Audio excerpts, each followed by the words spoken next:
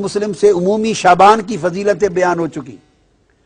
اب صحیح سیاہ ستہ کی معتبر کی کتاب جامع ترمذی سنن ترمذی اس کی طرف آ رہے ہیں. اس کا باب 39. اب وہ لوگ اس پر توجہ کریں جن کا یہ خیال ہے کہ شب برات کا اور 15 شب شعبان کا کوئی وجود، کوئی حقیقت اور کوئی فضیلت اور کوئی تخصیص نہیں ہے. انہیں چاہیے کہ کتب حدیث کھول کے پڑھیں یا اساتذہ کے پاس، شیوخ کے پاس زانو تلمذ طے کریں قبل اس کے کہ وہ جھوٹے فتوے جاری کریں جہالت پر مبنی. باب 39 امام ترمذی نے باب قائم کیا ہے، باب ما جاء فی لیلۃ النصف من شعبان. 15ویں شب شعبان کی فضیلت میں باب قائم کیا امام ترمذی نے، اور عنوان ہی یہ شب نصف شعبان قائم کیا اس عنوان کے ساتھ. اور آگے پھر امام ترمذی نے حدیث نقل کی ہے جس حدیث کی راوی پھر ام المومنین حضرت عائشہ صدیقہ رضی اللہ تعالی عنہا ہیں، اور ان سے روایت کیا ہے حضرت عروہ نے عن عروہ عن عائشہ رضی اللہ تعالی عنہا قالت فقدت رسول اللہ صلی اللہ علیہ وآلہ وسلم لیلۃ فخرجت فاذا هو بالبقیع. اب یہاں دو باتیں ثابت ہوں گی. ام المومنین عائشہ صدیقہ رضی اللہ تعالیٰ عنہ فرماتی ہیں اس 15 شعبان کی رات تھی جسے ہم شب برات کہتے ہیں. یہ 15 نصف شعبان کی رات تھی. میں نے اچانک رات کو دیکھا کہ آقا علیہ الصلوۃ والسلام اپنے بستر مبارک پہ آرام فرما نہیں تھے. جب میں نے دیکھا کہ بستر پہ آرام فرما نہیں ہیں تو میں فوراً گھر سے نکل پڑی آپ کی تلاش میں. جب تلاش میں نکلی تو فیضا ہوا بالبقیع، میں نے آقا علیہ السلام کو جنت البقیع یعنی بقیع کے قبرستان میں پایا. یہاں سے دو باتیں ثابت ہوئی. ایک امام ترمذی کا 15 شعبان کی شب کے عنوان سے پورا باب قائم کرنا، اور سیدہ عائشہ صدیقہ رضی اللہ تعالی عنہا سے آقا علیہ السلام کی اس سنت کو روایت کرنا کہ 15 شعبان کی شب اٹھ کر عبادت کرنا آقا علیہ السلام کی سنت تھا بطور خاص. اور صرف عبادت نہیں، اس شب آقا علیہ السلام قبرستان تشریف لے گئے، جنت البقیع میں تشریف لے گئے. تو دو سنتیں ثابت ہوئی. بعض لوگ اس مغالطے میں بھی مبتلا ہیں، اور میں نے پڑھا ہے بعض اخبارات میں بعض لوگوں نے کہہ دیا کہ قبرستان جانا اور فاتحہ کرنا بھی اس رات میں کہیں ثابت نہیں ہے. تو دیکھیے یہ سنن ترمذی کے باب سے ثابت ہے، آقا علیہ السلام کی سنت سے ثابت ہے کہ عائشہ صدیقہ رضی اللہ تعالی عنہا نے آپ کو جنت البقیع میں پایا. اور جب آپ ان کے پاس پہنچی تو آقا علیہ السلام نے فرمایا اکنت تخافین ان یحیف اللہ علیک ورسولہ. اے عائشہ صدیقہ رضی اللہ تعالی عنہا، دوڑتی دوڑتی مجھے تلاش کرنے کے لیے آئی ہو، تمہارا کیا خیال ہے اللہ اور اللہ کا رسول تمہاری حق تلفی کرے گا؟ اب یہاں ایک بڑا لطیف نکتہ ہے. ان کو ایک گمان گزرا تھا جس کو آگے بیان کرتی ہیں. قلت یا رسول اللہ انی ظننت انک اتیت بعد نسائک. یا رسول اللہ صلی اللہ علیہ وسلم مجھے خیال گزرا، گمان گزرا کہ شاید آپ کسی اور زوجہ مطہرہ کے حجرے میں تشریف لے گئے ہوں. یعنی وہ رات باری کے اعتبار سے ام المومنین عائشہ صدیقہ کی تھی، اور ایک بتقاضاء بشریت جب اٹھی نصف شب رات کو 15 شعبان کو تو دیکھا آقا تشریف فرما نہیں ہے. ایسے بتقاضاء بشری خیال آیا کہ کہیں آقا علیہ السلام کسی اور زوجہ مطہرہ کے ہاں تشریف نہ لے گئے ہوں. اب آقا علیہ السلام ان کے ذہن میں اس مخفی خیال کو جان گئے. یہ اس نبی کی بصیرت ہے، یہ اس نبی کا علم ہے، نبی کا کشف ہے، نبی کی نگاہ ہے کہ وہ کس خیال کے پیش نظر وہ تلاش کر رہی ہیں. تو آپ نے فرمایا ایک تو جان گئے، دوسرا فرمایا کیا تیرا خیال ہے کہ اللہ اور اللہ کا رسول وہ تمہاری حق تلفی کریں گے؟ یعنی اٹھے آقا علیہ السلام تھے، تلاش حضور کی ذات کی ہو رہی تھی، مگر آقا علیہ السلام نے ان کا گمان جو آقا علیہ السلام کے بارے میں تھا اس پر اللہ کا اسم شامل کر کے فرمایا کیا تیرا خیال ہے کہ اللہ اور اللہ کا رسول حق تلفی کریں گے؟ یہ نہیں فرمایا کہ رسول حق تلفی کرے گا، نہیں، بلکہ فرمایا کہ اللہ اور اللہ کا رسول ایسا کریں گے. اشارہ اس امر کی طرف تھا کہ رسول کا ہر عمل وہ رسول کا نہیں ہوتا، وہ اللہ کا عمل تصور ہوتا ہے، اور رسول کی نسبت سوء ظن اللہ کی نسبت سوء ظن ہوتا ہے. رسول کا ادب اللہ کا ادب ہوتا ہے، اور رسول سے حسن ظن اور حسن ادب، اللہ کے ساتھ حسن ظن اور حسن ادب ہوتا ہے۔ یہ مقام رسالت کا بھی اشارہ فرما دیا۔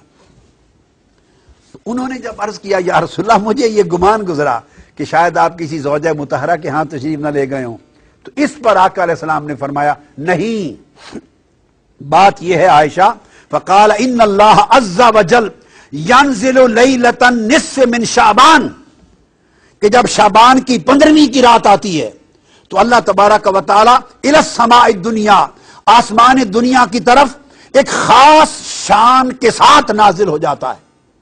اب آپ دیکھیے، یوں تو آسمان دنیا کی طرف ہر رات کے پچھلے پیر نازل ہوتا ہے، تو جب نصف شعبان کی رات کی تخصیص فرمائی تو اس کا مطلب ہے اس رات کسی اور شان کے ساتھ، بڑی عظیم مغفرت کے اعلان کے ساتھ، عظیم رحمتوں کے اعلان کے ساتھ، عظیم عطا اور سخا کے اعلان کے ساتھ اتر آتا ہے۔ فَيَغْفِرُ لِأَكْثَرَ مِنْ عَدَدِ شَعْرِ غَنَمِ كَلْبٍ، تو ایک قبیلے کا ذکر کیا جن کے پاس بہت بکریاں ہوتی تھی، فرمایا وہ قبیلہ جس کے پاس دنیا میں سب سے زیادہ بکریاں ہیں، ان بکریوں کے اوپر جتنے بال ہیں ان بالوں سے بھی بڑھ کر اس رات اللہ میری امت کی بخشش فرما دیتا ہے۔ اس شب برات، اس لیے اس کو شب برات کہتے ہیں کہ اس رات دوزخ سے آزادی ہوتی ہے، برات ہوتی ہے، بخشش کا اللہ کی طرف سے اعلان ہوتا ہے۔ اور اس کے بعد امام ترمذی روایت کرتے ہیں وفی الباب عن ابی بکر الصدیق، اسی باب میں اسی موضوع پر یہ حدیث سیدنا ابو بکر صدیق رضی اللہ تعالیٰ عنہ نے بھی روایت کی ہے۔ تو 15 شعبان کی رات کی اہمیت حضور کی سنت سے ثابت ہوئی، سیدنا صدیق اکبر کی روایت سے ثابت ہوئی، اور ام المومنین حضرت عائشہ صدیقہ رضی اللہ تعالیٰ عنہ کی روایت سے، جسے امام ترمذی نے مستقل باب قائم کر کے بیان کیا۔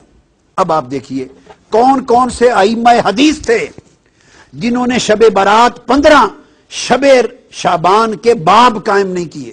کتنے تعجب کی بات ہے، ایسا نہیں ہے کہ ہزاروں لاکھوں احادیث کے ذخیرے میں کوئی ایک آدھ حدیث چھپی پڑی ہے اور کسی کی نگاہ سے نہیں گزری۔ کتب حدیث میں سیاستہ میں ابواب قائم ہیں نصف شعبان کی شب پر، اور ابواب قائم ہوں اور پھر کہا جائے کہ اس کی کوئی تذکرہ نہیں ہے، کوئی وجود نہیں ہے، اس پر تعجب ہوگا۔ اب اس وقت میرے سامنے سنن ابن ماجہ ہے، یہ بھی سیاستہ کی کتاب ہے، سنن ابن ماجہ، اس کا باب سن لیجئے، باب ما جاء فی لیلۃ النصف من شعبان، 15ویں شعبان کی رات کے بارے میں بیان، یہ امام ابن ماجہ نے روایت کیا، اور یہ روایت کرتے ہیں سیدنا علی ابن ابی طالب رضی اللہ تعالی عنہ سے۔ اب وہ راوی ہیں، سیدنا مولا علی مرتضیٰ روایت کرتے ہیں، قال قال رسول اللہ صلی اللہ علیہ وآلہ وسلم اذا کان لیلۃ النصف من شعبان۔ اب وہاں حضور علیہ السلام کی سنت کا بیان تھا کہ اٹھ کر 15 شعبان کی شب کو عبادت کرنا اور بطور خاص بقیع میں قبرستان میں جا کر مرحومین کی بخشش کے لیے بھی دعا کرنا اور اپنی بار اللہ کے حضور اپنی التجائیں بھی کرنا اور آخرت کو بھی یاد کرنا، یہ ایک سنت تھی۔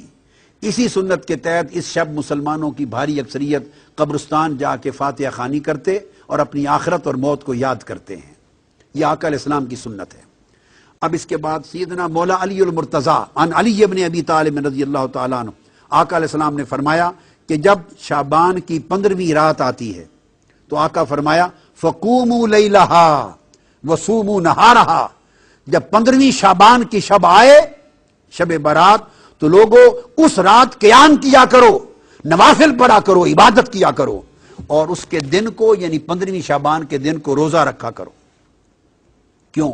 پھر آقا علیہ السلام نے سبب بیان کیا، فرمایا فَإِنَّ اللَّهَ يَنزِلُ فِيهَا لِغُرُوبِ الشَّمْسِ إِلَى سَمَاءِ الدُّنْيَا۔ اب فرق یہ ہے، ہر رات اور 15ویں شعبان کی رات میں فرق یہ ہے، ہر رات اللہ تعالیٰ نصف شب کے بعد جب آخری حصہ رات کا 1/3 رہ جاتا ہے تو آخر شب اپنا نزول اجلال فرماتا ہے، نزول رحمت فرماتا ہے، اور اس وقت آسمان دنیا پہ آ کے بندوں کی بخشش کے لیے ندا فرماتا ہے، یہ آخر شب ہے۔ اور 15 شعبان کی رات کی خصوصیت یہ ہے، آقا نے فرمایا ینزل فیہا لغروب الشمس الی سماء الدنیا، کہ ادھر سورج غروب ہوتا ہے 14ویں شعبان کا، تو غروب آفتاب کے ساتھ ہی اللہ تعالیٰ آسمان دنیا پر اپنی شان قدرت کے ساتھ نزول اجلال فرماتا ہے، اور طلوع فجر تک اللہ تعالیٰ انسانوں کے قریب آسمان دنیا پر آ کر لوگوں کی بخشش و مغفرت کا سامان فرماتے رہتے ہیں۔ فَيَقُول، اور اللہ پاک فرماتا ہے أَلَا مِن مُسْتَغْفِرٍ لِّي فَأَغْفِرَ لَهُ۔ 15 شعبان کی شب اللہ پاک غروب آفتاب کے بعد سے اعلان فرمانا شروع کرتے ہیں، ہے کوئی مجھ سے استغفار کرنے والا، گناہوں کی معافی مانگنے والا، سو میں اس کو معاف کر دوں۔ الا مسترزق فارزقہ، ہے کوئی مجھ سے رزق طلب کرنے والا، سو میں اس کے رزق میں وسعت عطا کر دوں۔ الا مبتلا فاعافیہ، ہے کوئی مصائب و آلام میں مبتلا شخص مجھ سے مانگے سو میں اس کو عافیت عطا کر دوں۔